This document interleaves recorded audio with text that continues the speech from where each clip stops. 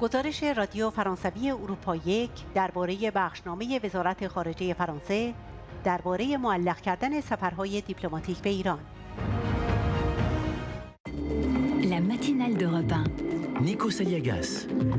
8h12, coup d'œil à l'international avec Vincent Hervouette, Nikos. Bonjour Vincent Hervouette.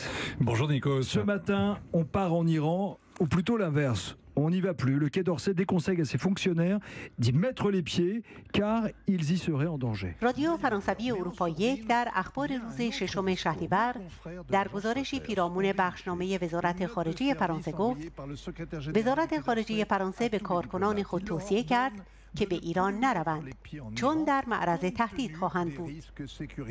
رویتر یادداشتی را پاش کرد که توسط دبیرکل وزارت خارجه فرانسه برای همه دیپلمات‌ها فرستاده شده است.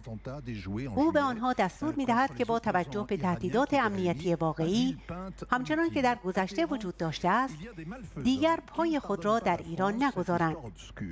او از سخت‌تر شدن موضع مقام‌های رژیم ایران بعد از سوء قصد خنثی شده علیه اپوزیسیون ایران که در ماه ژوئیه در ویلپند گرد هم آمده بودند صحبت می‌کند. Nos confrères de l'agence Reuters ont déniché une note de service envoyée par le secrétaire général du Quai d'Orsay à tous les diplomates. Il leur ordonne de ne plus mettre les pieds en Iran compte tenu des risques sécuritaires avérés, ainsi que ça a déjà été le cas dans le passé. Il parle d'un durcissement des autorités iraniennes après l'attentat déjoué en juillet contre les opposants iraniens qui étaient réunis à Villepinte en meeting. À Téhéran, il y a... در تهران افراد شروری وجود دارند که فرانسه را نمی‌بخشند. آنها از این صحبت می‌کنند که فرانسوی‌هایی را به زندان بیاندازند تا بتوانند 3 تن از مأموران خود را که بعد از قضایای ویلپند دستگیر شده‌اند پس بگیرند. À Téhéran, il y a des malfaisants qui ne pardonnent pas à la France cette histoire obscure. Ils seraient prêts à jeter des Français en prison pour récupérer 3 de leurs agents arrêtés après Villepinte. Et c'est là qu'on replonge dans le passé.